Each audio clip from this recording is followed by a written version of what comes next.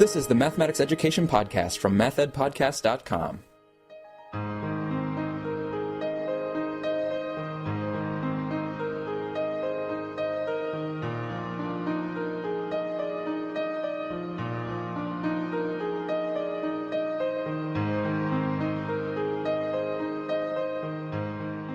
Welcome to the Math Ed Podcast. My name is Sam Otten from the University of Missouri, and my guest today is Philip Vahey, who's a senior research scientist at SRI International. Thanks, Phil, for being here.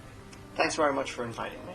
We're going to be speaking about Phil's article in Educational Studies in Mathematics entitled A Cross-Disciplinary Approach to Teaching Data Literacy and Proportionality. But before we get to that article, I did want to ask Phil to talk about his grad school experience and his dissertation.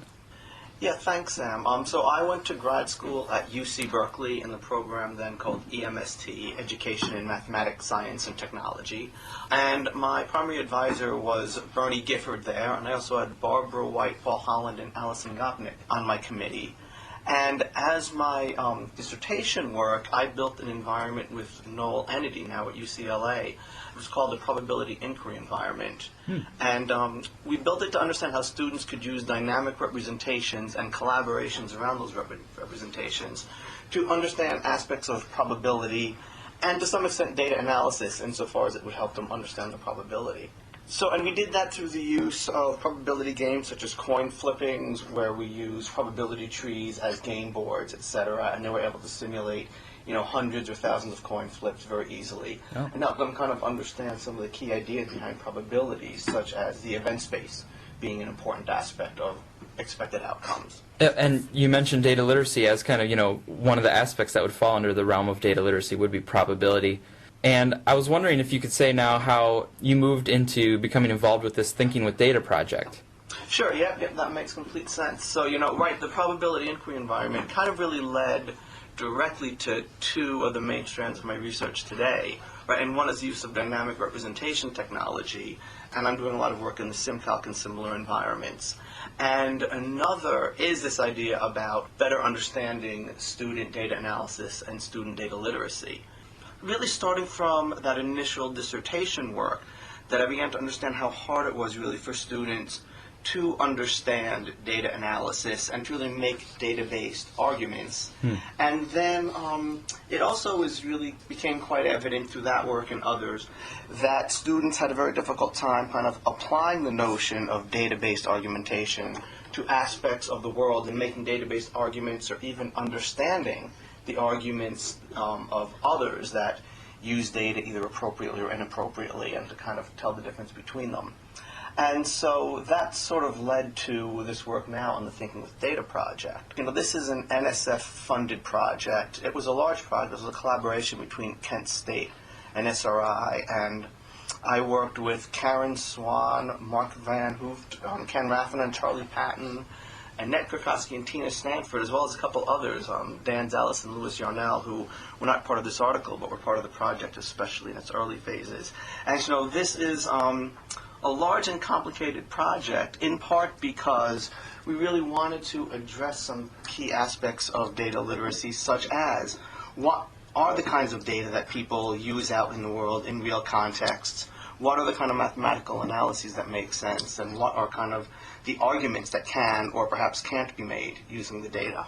And it really seems to be tackling that issue that you alluded to of having this data literacy and knowledge of data and quantities and proportionality, but not just in isolation, not just in a mathematics, purely mathematical environment, but actually taking that knowledge and putting it into dialogue with the world and with other subject areas. And it seems like the Thinking with Data project is really tackling that issue. Yeah, that's actually a great way of putting it. And we know that data literacy really requires a deep understanding of context, right? Where did the data come from? What is it being used for? What are the relevant arguments? But we also know that math class, it's not really the place to learn deeply about context. The math teacher often isn't that comfortable in delving deeply into context, such as science or social studies contexts. And also, as you know, all teachers, math teachers and others, are feeling very squeezed for time. So really, we felt it was incumbent on us in some ways, if we're really looking for deep aspects of data literacy, to find a way that we can build context into the materials, but not expect the mathematics teacher to be responsible for all that. Right. And so in the article, it mentions some products that are coming out of the Thinking with Data project. It mentions these 4 modules. I was wondering if you could just orient us to that, one of the things that the Thinking with Data project is trying to produce. Right, so we have produced modules there at www.rcet.org/TWD, and they're discussed somewhat in the article. And they show a set of 4 modules, each of which are about 2 weeks in length. The modules start in social studies, which is where we really dive deeply into the context. They then next go into mathematics, where mathematics is used to both go more deeply into the mathematics that was unearthed in social studies but not really taken up, and also to then prepare students in a way for science, where they'll be using other aspects of data literacy as they start studying things like salinity. That is all taken into English language arts, where they are led in the construction of argumentative essays, which is a very standard English language arts activity, but one teachers often have trouble with. And so through that, we bring our students through 4 different modules, each one attacking a different aspect of data literacy, and each one building on the other. Okay. And yeah, we'll get a chance to talk a little bit about the specific context of water distribution in a bit. But before we get there, I did want to just ask you to talk a little bit more about Thinking with Data's sort of theoretical perspectives, or the way that they're conceptualizing data literacy and instruction of data literacy. So first of all, in the article, you make some strong connections between the idea of data literacy and the idea of proportionality and proportional reasoning, which, there's a lot of literature in math education about proportionality. So I was wondering if you could talk about that link. Yeah, sure. And that was a really big part of the beginning of this project. This was in many ways a very exploratory project. And at the beginning, our goal was to really understand in what ways can mathematics class be used to support the type of data-based argumentation that should be happening in social studies and other places but might not be. And by linking across the disciplines, really was beholden upon us to better understand that and to provide a context that both is useful in social studies and then can be analyzed in mathematics class. And something we found out that is that in social studies, a really key aspect of data literacy is not only that students investigate authentic problems, that students create arguments, etc., around the use of data, but we found that in social studies, a key aspect is the creation of common measures, and especially compound measures, which are often used for comparison, prediction, and argumentation. And what I mean by compound measures that are used for comparison, for instance, people will talk about who's more productive, a worker in the United States or a worker in France. And the only way to do that is to understand these kind of per capita measures that we have. Or what area has more violent crime? Well, most places have different baseline populations. So the only way of understanding that is by understanding a type of per capita measure. What we chose in social studies is a very rich, both a data-rich and contextually rich area, is the quantity and quality of water that's available in the Tigris-Euphrates River Basin, which includes Turkey, Syria, and Iraq. And understanding the distribution of water in that area through the understanding of kind of per capita measures and deep mathematical analyses. And so to start getting a little bit into the actual context here, what we find is that Turkey is the largest of the 3 countries, has the greatest population, and has by far the greatest access to water, followed by Iraq and followed after that by Syria. So in a way, if you just take the 3 countries and put them in population order and water availability order, it completely makes sense and it's completely fair. However, if you start looking at populations, right, that doesn't look quite right? So then there's a few ways of looking at it. Some students will say, well, the way it is does seem fair because if you put them in rank order, it's all fine. Some students might say, well, actually, but there's 3 countries, so each country should have access to 1/3 of the water. And so they should each get 1/3. But that's not quite fair because it doesn't take account into populations. And so there's something in the middle, right? But it's very, very difficult for middle school students kind of conceptualize what that is and kind of make this type of proportional comparison themselves.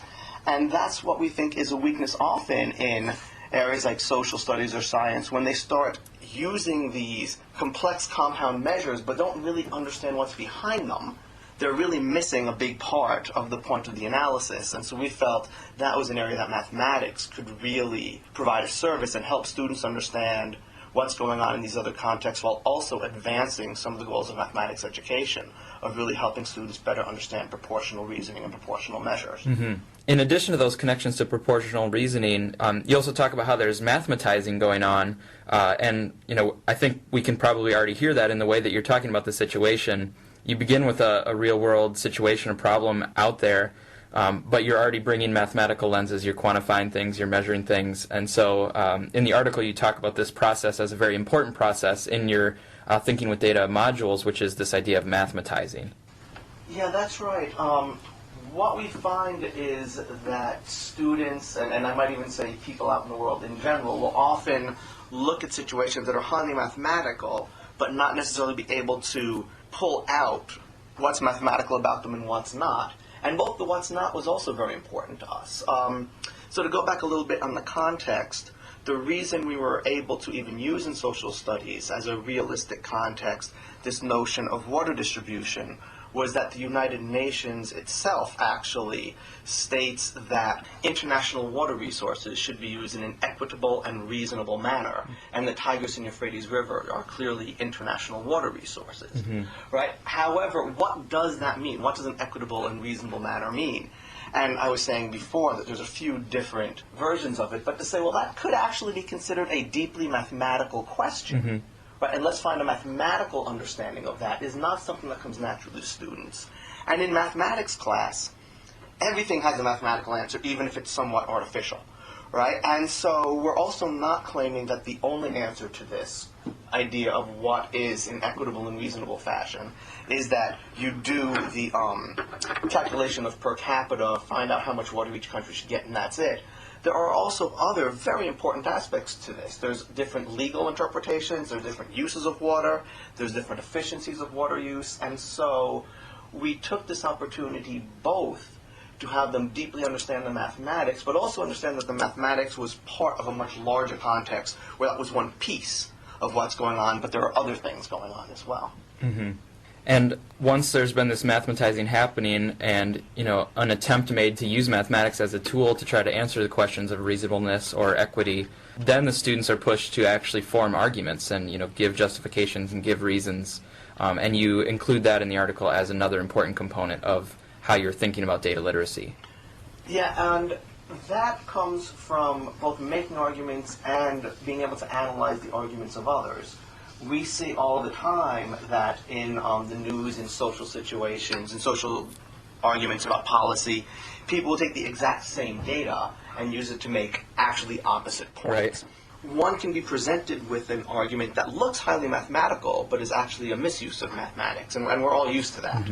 And so that was part of this, as not being able clearly in a few weeks in 7th grade to be able to solve all of that, but to help students at least see that there are times when the absolute numbers make sense, but there are also probably far more times when what you really want is to understand some kind of compound measure, some kind of proportional measure, to really make sense of arguments, to make your own arguments, make them valid, and to understand if other people are presenting valid arguments or not. I'm speaking with Philip Vahey about his article in Educational Studies in Mathematics from Volume 81. It's entitled, A Cross-Disciplinary Approach to Teaching Data Literacy and Proportionality. Phil, earlier you mentioned the 4 modules progressing from social studies to mathematics to science, then to English language arts. And that progression wasn't by accident. It seemed to actually be drawn from a theoretical perspective. So I wanted to ask you to talk a little bit about that perspective, which is entitled Preparation for Future Learning, I believe. So I was wondering if you could just say a little bit about how that fits into this work on data literacy. Sure, that was really a major aspect of this study, is to understand how can we help our students make the link from social studies to mathematics, and then beyond that to science and to English language arts. And the current format of school actually pushes against students bring what they've learned from one discipline into another discipline. They're often told that's not relevant here, we don't mean the same by that vocabulary word here, etc. And so it was really important to us that we help students make this link and have a way that is grounded in some research on how students learn, so that way we could really expect that the materials we were building would be effective in some way. And for that, we built a lot on work done by Dan Schwartz and others called Preparation for Future Learning. And the Preparation for Future Learning is built on the notion that you can have students deeply investigate very hard problems, complex and hard problems, but that are bounded in a way. For instance, they get specific contrasting cases where you investigate a problem in one way and you think you're coming to a solution, but then you can get a different data set. Say, oh, my solution doesn't work at all there. I've got to really take into account, for instance, the number of people in the population, etc. And through this notion of students deeply engaging with hard problems, but again, in a kind of bounded way where the problems get more complex and deeper, they begin to come close to a solution, but they need not actually develop the solution themselves. That's the preparation part, the preparation for future learning. That what they've really done is not fully developed the canonical mathematical processes, for instance. What they've really done is built a very deep understanding of the problem and what a solution should look like, even if they can't come up with that solution themselves. And then at that point, they can be introduced to the canonical solution in all types of ways. It could be by another investigation, it could be by a lecture, it could be by reading something. But what happens is they sit and say, oh, that is the solution to this problem that I had. Now I understand why my stuff wasn't working, because I wasn't taking this into account. Or, that's a very clever way to solve this part of the problem. Right, it's the idea that we were looking for, that we were striving for. It seems like it really sets up a motivation for the students, as opposed to starting with the finished final mathematical product. It's kind of like typically we might present the finished idea to them, and then afterward we try to motivate them into sort of having some interest in it. Where this one kind of is taking the reverse approach, which is basically let's motivate the thinking. Let's get students started on the thinking to understand what's going on and what a solution would look like, and then that way they're excited, hopefully, or at least intellectually motivated to look for and understand that answer. It's making me think about too the necessity principle from Hurrell and Tall. Which is about trying to intellectually motivate the students to what they're learning, rather than just presenting it to them. Correct. Yes, that's exactly right. And and Dan Schwartz and his research group has shown that this is effective in all types of contexts. Right? It's not about moving from social studies to mathematics, and so it's really not something specific to our study. We saw it as a general mechanism for exactly as you're saying, a general mechanism for helping students both cognitively and understand what is going on in the problem, and also in an effective manner, why am I studying this? Why do I care about the answer? Well, you have an answer. You built a treaty in social studies, for instance, about water sharing that you knew wasn't quite right. You left social studies a little bit kind of disappointed, and this doesn't seem quite right. Like, it's not really taking everything into account, and you can come to math class and say, that's what we're missing. Right. So that's really, and then from there, we feel that we've added a little bit to the PFL, Preparation for Future Learning approach, because we then took from math class and also began to introduce some context from science. And so then in science, they were given more of an opportunity both to kind of engage in the idea again, and one could even say practice it more, have more exposure to it, and then move from there to English language arts, where they can kind of, in some ways, really transfer out from a highly mathematical or a scientific perspective to more of the kind of argumentative essay required in English language arts, and again, continue to kind of engage deeply in the context. So in the paper refers to that as PFL plus. So I feel like we've gotten a sense of the thinking with data approach to data literacy and some of the aspects of the modules. Obviously there's a lot more that people can get from the article or by visiting the website. But I want to give you a chance to talk about, too, how the article presented an exploratory evaluation of the effectiveness of these modules, because you actually have tried them out in some schools. So I was wondering if you could tell us about how you set up that preliminary evaluation and then what you're starting to find from that. So obviously, in some ways, our materials couldn't just work and we couldn't just plop them in any place, because they do have this interdependence between social studies, math, science, and English language arts.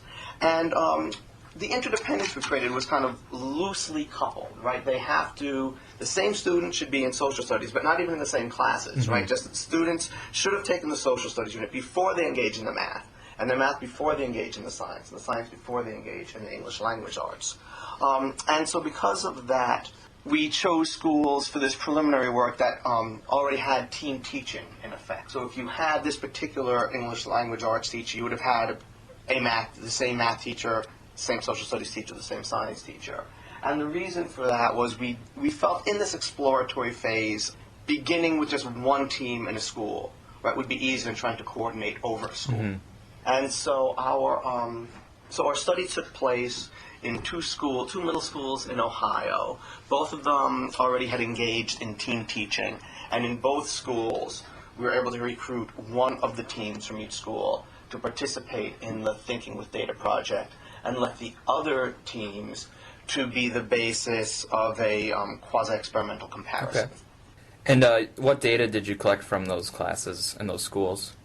So for all the classes, we collected a data literacy assessment. Now, this is an assessment that our team made in conjunction with others, and the assessment was really designed to measure student interpretation of complex data and synthesize data across different tables, understand arguments that use the data tables, and also let them create their own measurements. Now, we didn't want to specifically have the contents the exact same as in our unit, because we were asking students who were not engaged in the Thinking with Data modules to participate in taking the assessment.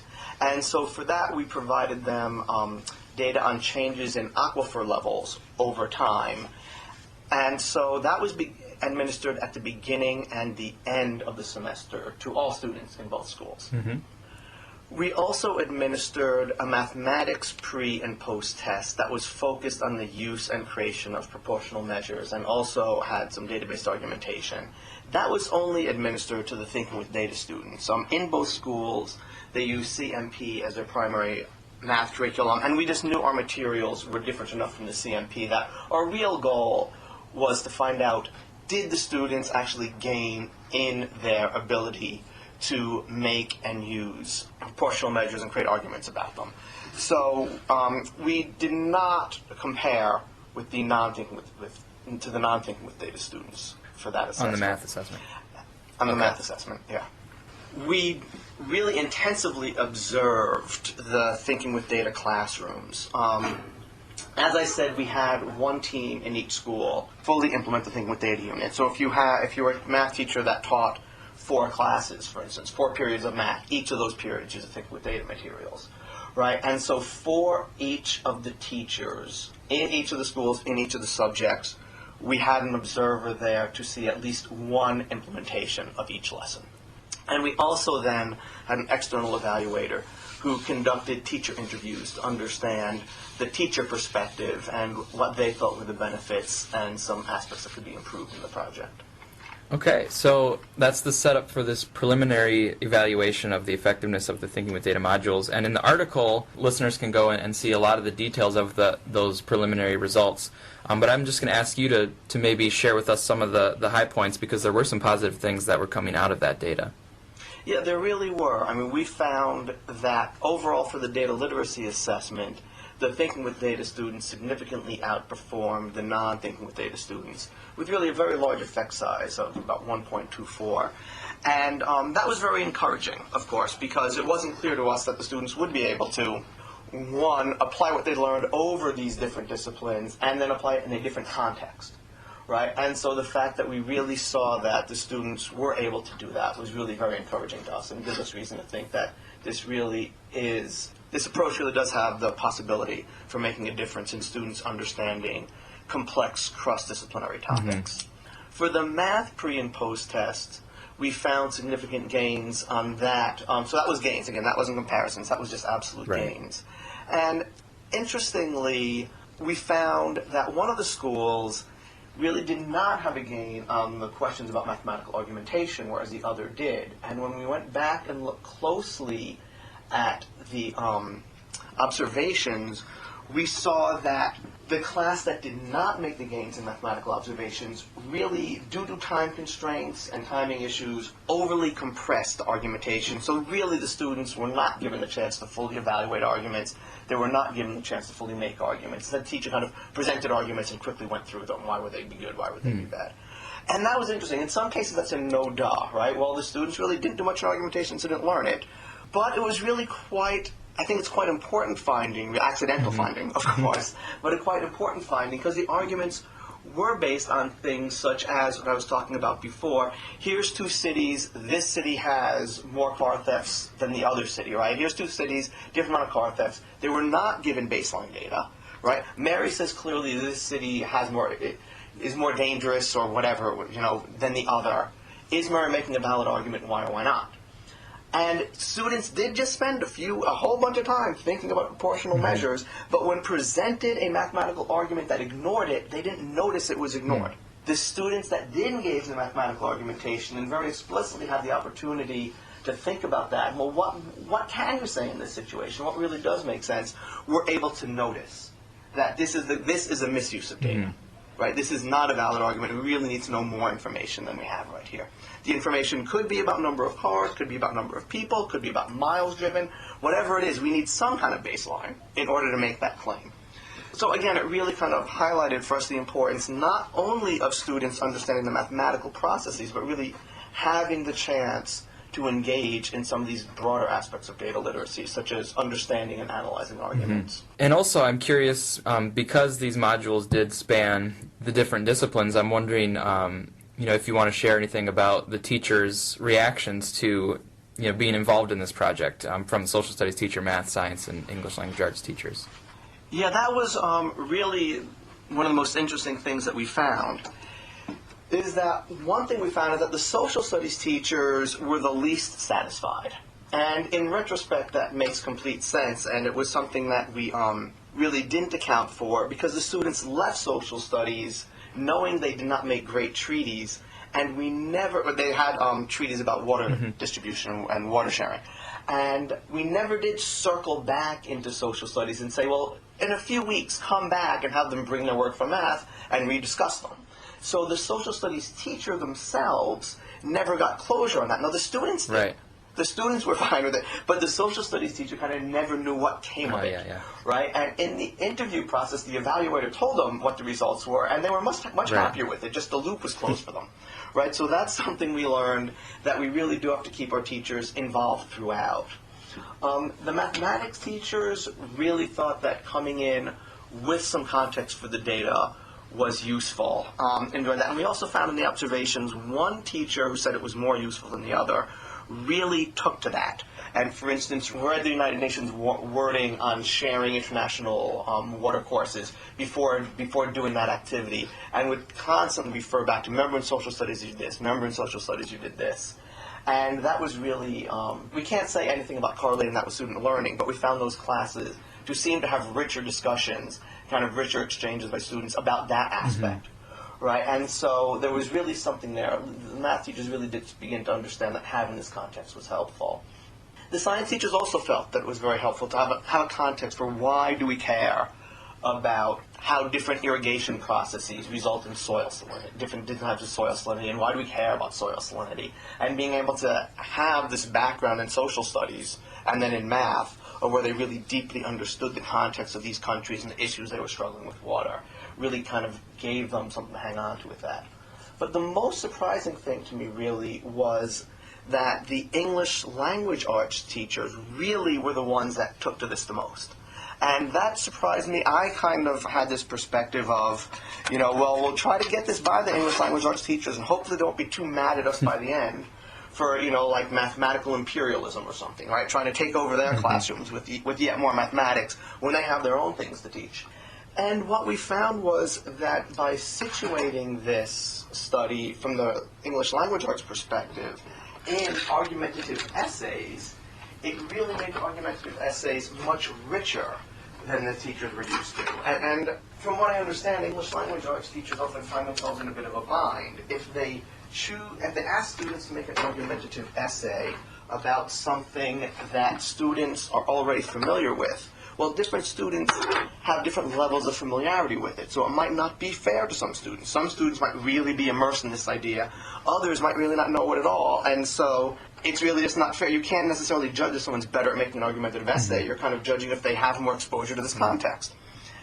When you choose something that nobody knows anything about, and then you tell the students to write this 5-paragraph essay, like, I don't even know 5 paragraphs about the topic. I can't possibly write 5 paragraphs about Or this. make a coherent argument because they, Or make a coherent, I don't understand it, right? However, in this context, the English language arts teachers knew that the students had all been studying this topic for a while. They understood deeply issues around water availability, water quality, what are different possible scientific and social solutions to inequitable situations in water availability and sharing and quality. And so at that point, the students knew too much to just write down everything they knew. They had to actually do things like pare back their arguments to the most relevant points of the argument they were making. They had to do things like have an introductory paragraph that really did set up why you were making this argument and what data you were going to be using. And that's something that, while it is what you should do in the authentic practice of making an argument to someone, or an argumentative essay, it's something they have really struggled with. So they found this actually perhaps to be more fruitful than the other teachers did. And so again, that was a really big surprise to me, and it was interesting to see. And they got to be at the end of the line where they got to reap all the benefits of the previous work too. So. Well, that's exactly right. The social studies teacher at the beginning of the line found the least use, right? And the mathematics teacher was like, yeah, that was pretty good. One was like, yeah, that was great. One was pretty good, right? But once you got to English language arts, they were able to really have all these perspectives and tie them up really nicely. And then hopefully, with the students, since the students got to go through all of it, I mean, hopefully the students are more in line with the English teachers' reactions to how it went, because the students got to go through all 4 as well. Yeah, and we really found that for a lot of the students that was the case. Not for all, obviously, but there were also some interviews with students where they really were very eloquent in describing how well the materials worked and how they could really understand this big issue. And one thing I didn't get a real chance to mention before, but in our observations and work with the teachers, we also saw that the one teacher that made more links back to social studies in that class, they actually had these binders that were their Thinking with Data project binders that they kept with them the whole time. And they brought it from social studies to math, from math to science, from science to English language arts. And for those students, it really was an explicit tie-in and a very deep tie-in. And for the students in the other classes, it's not quite clear how explicit that was for all of them, right? And some students are always, of course, are able to make that leap, but for others it was a little bit more difficult to go from course to course. I'm speaking with Phil Vahey about his article in Educational Studies in Mathematics, and I was wondering if you had a single takeaway point that you wanted to kind of leave as a final thought with the listeners. Yeah, I'd say the takeaway right now is that, there is really something that we can all gain by thinking about how we can approach some of these deep problems in education from a cross-disciplinary manner.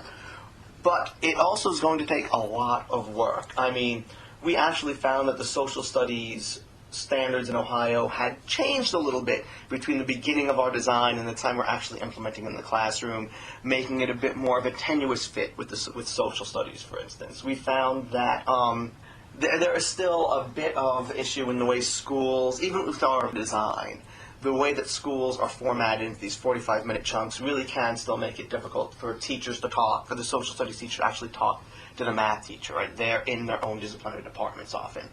Right, and so while there really is much to be gained, it's really a problem that's going to take a lot of thinking about. How can we both respect the disciplines, because they're not going away, right? The Common Core did not help to break down disciplinary boundaries necessarily, right? And so we can expect that the disciplinary boundaries are going to stay in some format, but how can we work so that way in those areas where it's very appropriate for us to try to make the connections across the disciplines, we can support teachers and students in doing that.